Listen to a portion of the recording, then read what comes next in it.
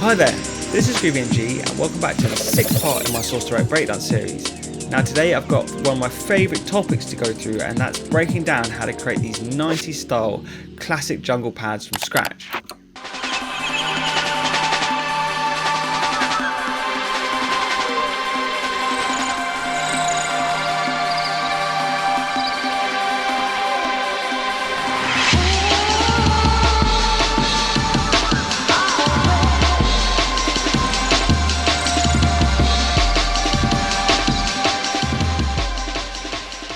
While Source Direct often use Atmos and effects as an alternative to pads to fill in the background space behind their hard-hitting beats,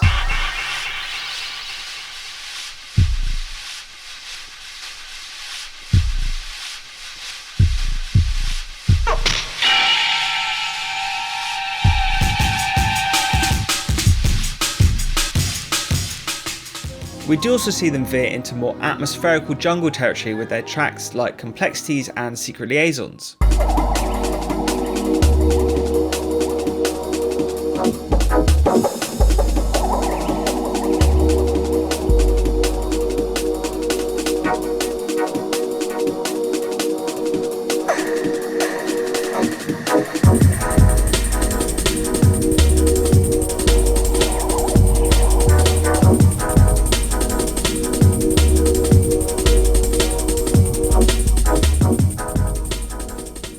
Here, those lush, beautiful, ethereal pads are really a staple, and today I'm going to show you exactly how to make these from scratch.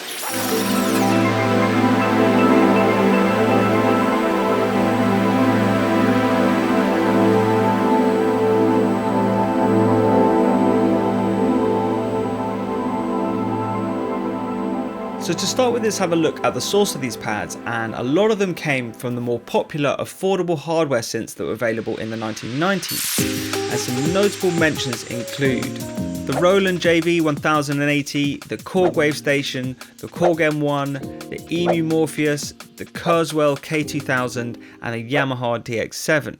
For artists that didn't have access to these hardware synths, as they were still pretty expensive in those times, another great option was to use sample CDs, and these were also very popular, and some classics include Jungle Warfare 1, 2 and 3, the Ecstatic Goldmine series, the Data File series, Blue Martens Jungle 1989 to 99 sample pack, and then one more I'm going to throw at you is the Future Music CD1 is another great one.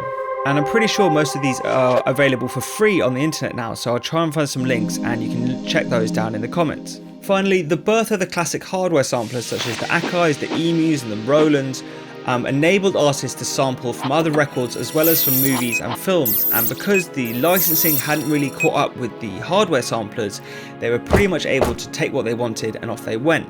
Okay, so we're in Logic now, and I think the most obvious place to start here is actually to talk about the MIDI notes we're going to use, and we're just going to make one chord here because we're going to resample this out later. So we're not going to do a progression, we just need one chord.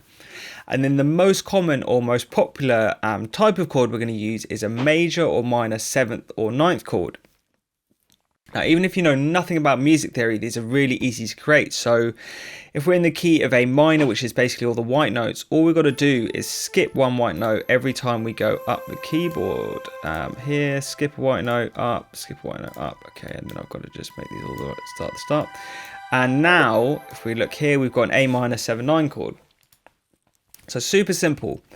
Now the next thing to think about is actually the voicing of this chord. Now you can just use this in this kind of root position here, but I will quite often play around pitching certain notes up and down octaves and just play with it until I get maybe a more interesting voicing. And a good one to actually try out is pitching this A down a root and then bringing this B down as well, and then bringing this one down. Something a little bit like this. And what's interesting here, just from a quick little music theory thing, I think having these two notes next to each other creates a little bit of dissonance. If I just play this on my MIDI keyboard, having these two notes next to us creates a little bit of dissonance. So you have this A minor chord, but it's actually got a little bit of dissonance in there as well.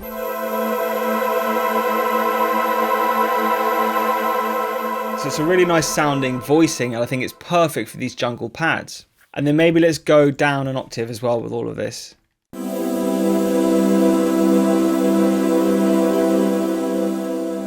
Yeah, so you can hear there it's already pretty much bang on that classic jungle sound. And here I'm just using a patch from Wavestation, so very easy. You can just use the kind of VST versions of these hardware synths that were very popular in those days and instantly capture this sound. But I think what would be more interesting actually than me just playing a very standard patch from Wavestation is to show you how to create one of these by yourself. And so what I've done is come into Serum here, and I've got exactly the same RX on here and created this patch from scratch. So I'm going to walk you through this, but if I quickly just show you a comparison between the two, you can hear how close I actually got with my Serum patch.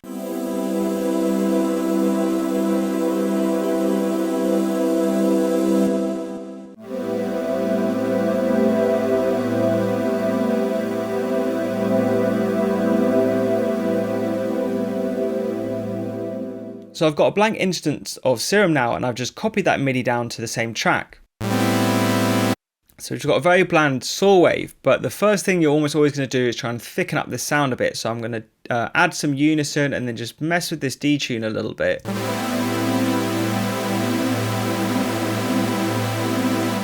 And then another thing I'm going to do is just turn up the release of this sound as well,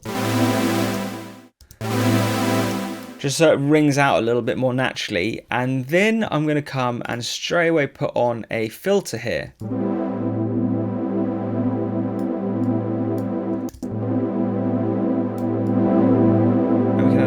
Bit of drive and a little bit of fat. Okay, so the next thing to do is actually to add this noise layer, and this is a really important part of this sound, is just to have that little fizzling kind of white noise sizzle at the top of these pads.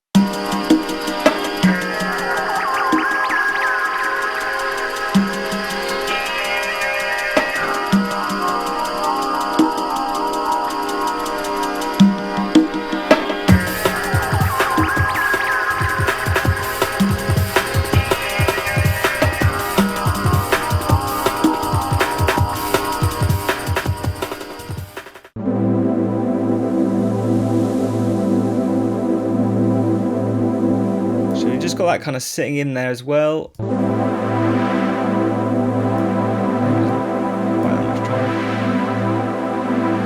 So we're already getting pretty close, but what we've got to do is make this a little bit more interesting now. So what I'm going to do is add another patch over the top, and I remember finding these Juno pads had some really nice tones in them, and maybe just detuning this one a little bit less as well.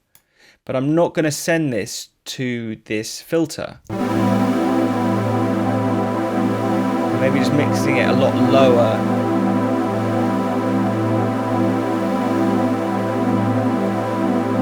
It's quite a nice one.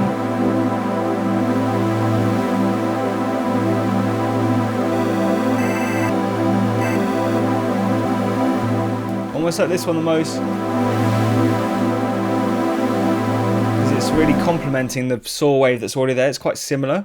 Okay, so now we've got the basic foundation of this patch laid out. It's time to do some modulation. And to start with, we're going to do amplitude modulation, which is probably the most obvious thing to do.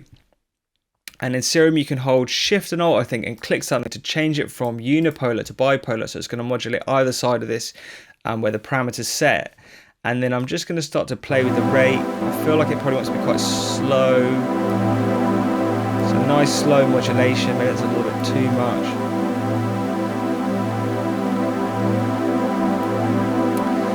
So that's good for there. I also quite want to do some cutoff modulation, so I might actually get a different one, maybe going at 8 bars, and I might change. I actually think I have a sine shape I've made before, so I'm going to do more sine shape modulation here, and then I'm going to do this unipolar as well and just have this modulating.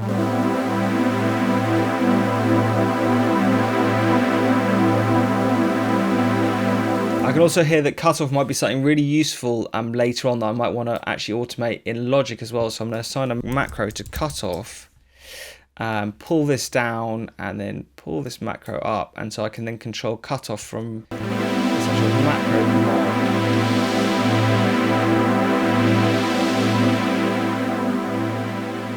Let's also modulate the level of this one with the sine wave, and it's slightly slower.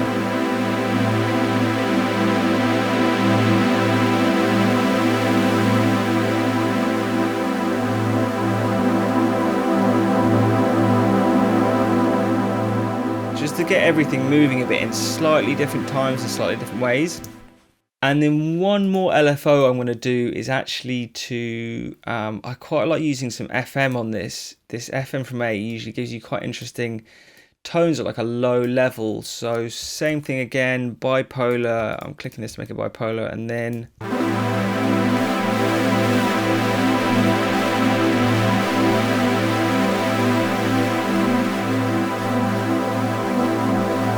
maybe we turn off, maybe make it dotted. So we go to like 6 bar.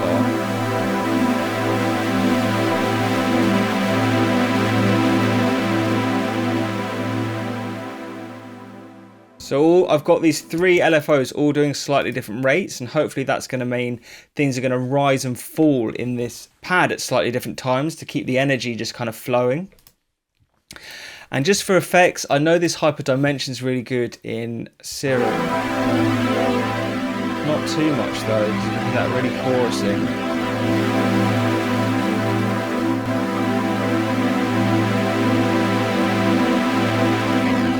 I don't really want that phasey sound quite that much.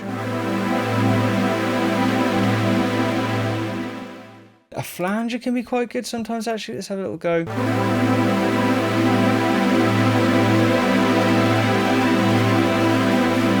Maybe at really low levels, maybe I modulate this flanger a little bit.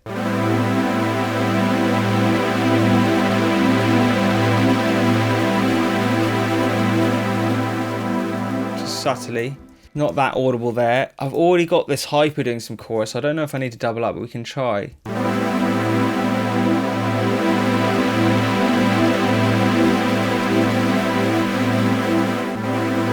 Maybe a little bit of chorus and then a little bit of reverb with the low cut.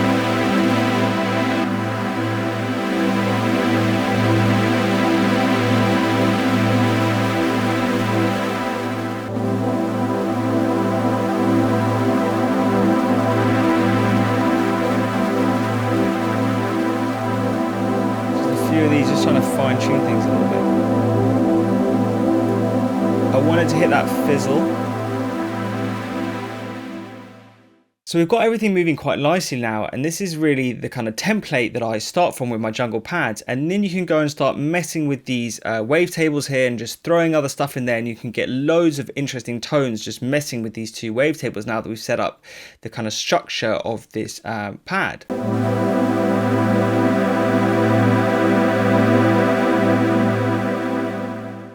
Okay, cool. So that's basically how we create these jungle pads from scratch, but there's a few more things we can do to really take this all to the next level. Now, the first thing I love to do is actually to copy all that MIDI to another instrument and then to actually use an ARP. What's actually happening here is I've got a Digitone patch here, which I love this synth, but you can see from the envelope it's quite like a plucky sound. And if I take the ARP off, it's just like a soft, siny pluck sound. But then with the ARP on, we get all these nice melodic notes, which are obviously relative to the chords in the pad. Some kind of nice, sparkly, shimmery stuff there, which always sounds great. And what it's really about this is I'm using a few plugins here I'm going to throw at you, but I am doing a delay send. So I'm sending the this ARP off to a delay.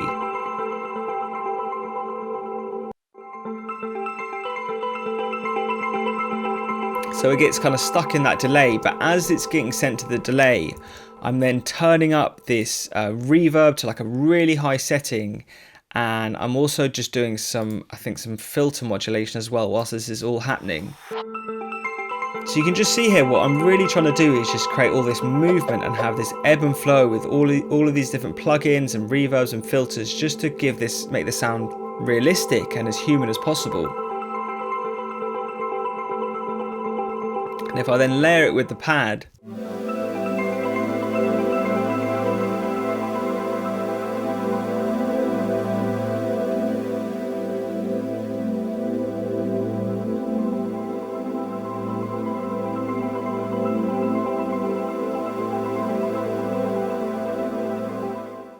so another thing I love to do is to have a shimmer layer. Now, by shimmer, I just mean something really sparkly in the top end. And if we listen to this pad by itself, just doing all that fairy dust stuff at the top. But without this EQ, it's really just another classic jungle pad that I've kind of done some more modulation with. But you will see again here, the general rule of thumb with all of this stuff is to create as much movement as possible, and I'm using these modulators in this MIDI region of Logic to basically modulate lots of plugin parameters. So you should be able to see now I'm doing, this is actually the chorus is being modulated in the plugin, the chorus speed, so that's going to give me that kind of detuned sound. It's going to be detuning more and less, and then this EQ is going to be bringing in some more harmonics and then taking them out again. And then the Saxon channel is actually just doing a little bit of amplitude modulation. So filtering and amplitude are something, the easiest ones to probably think about when you're doing modulation.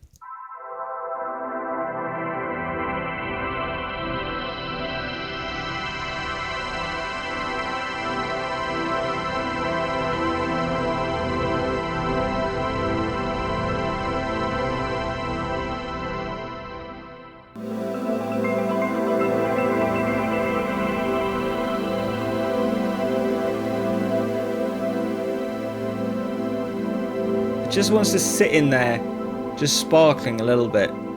And the next thing I'm doing is adding some textural layers. So things like wind here.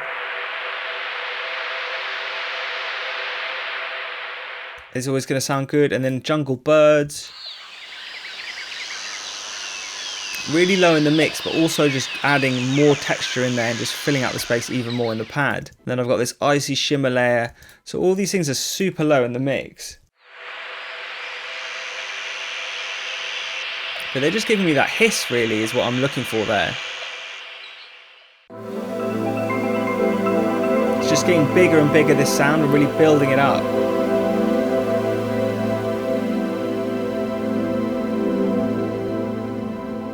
And if I play it with and without these textural layers, you can hear how much they really add.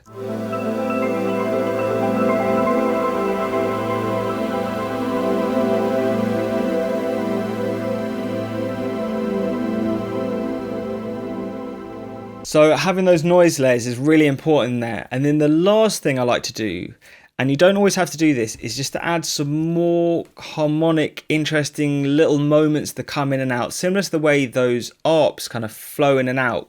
I love diving into arcade. It's just got some really good patches. This aura one, I think, is really good. So you just set it to your song key.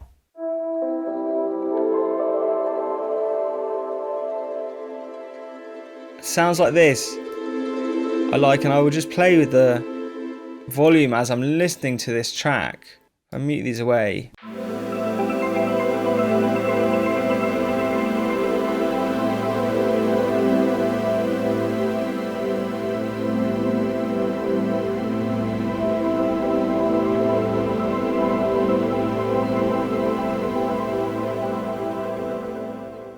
I get these little melodic embellishments is really what they are.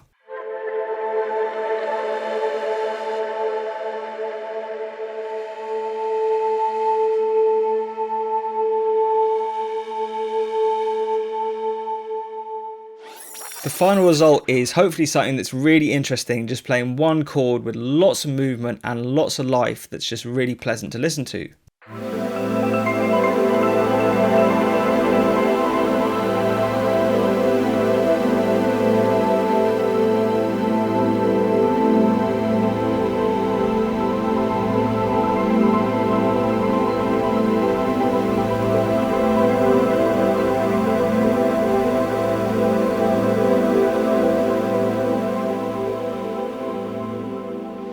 Okay, so I quickly just want to take this moment to plug my new sample pack.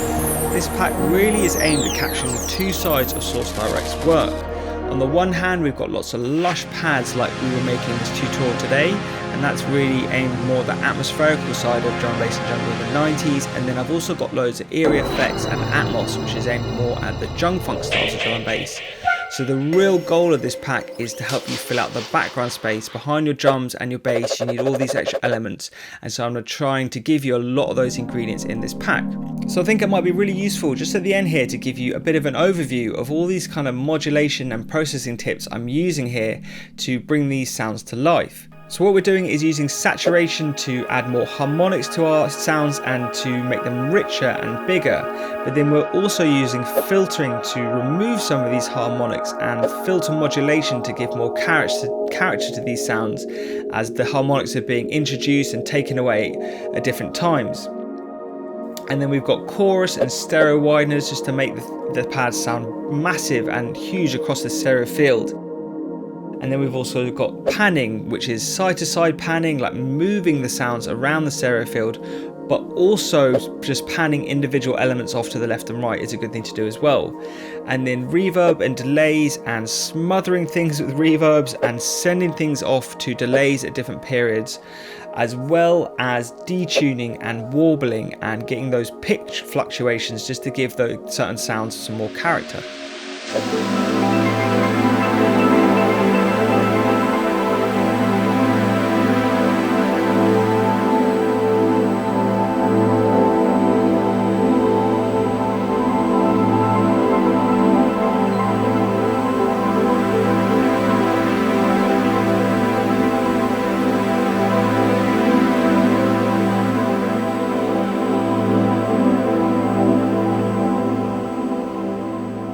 Okay, so the final stage here is actually to resample this pad, but because I'm using the Digitone here, I'm actually just going to record this all out into Twisted Wave. So if I just press recording there, and then I can come into Logic, and I can just record this into Twisted Wave.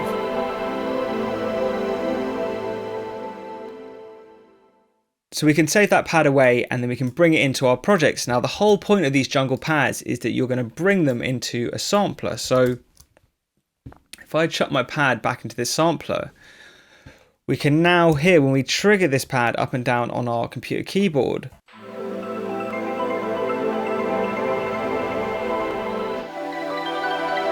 we get all that nice harmonic stuff pitching around as we pitch the pad up and down.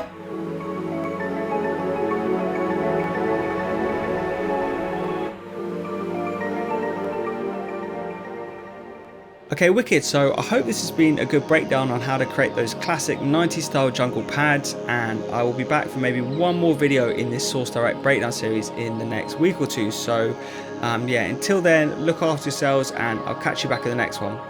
Peace.